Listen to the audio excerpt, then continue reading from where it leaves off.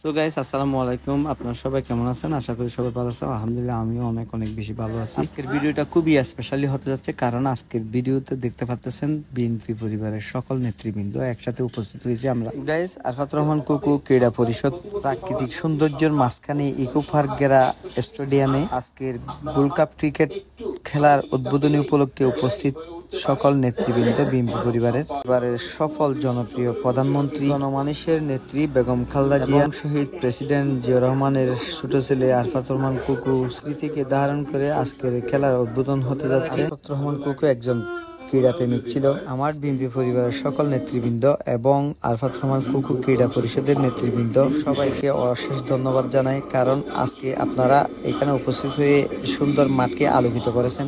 আরো বেশি ধন্যবাদ জানাই আমার ছোট ভাই ইসমত বাবুকে। পুরো টুর্নামেন্টের আয়োজনটা তিনি করেছে, তিনি অত্র ওয়ার্ডের যুব দলের সভাপতি। আরো ধন্যবাদ জানাই ছোট ভাই হুসন, অর্থাৎ এখানে যারা স্পন্সর আছেন তাদেরকে।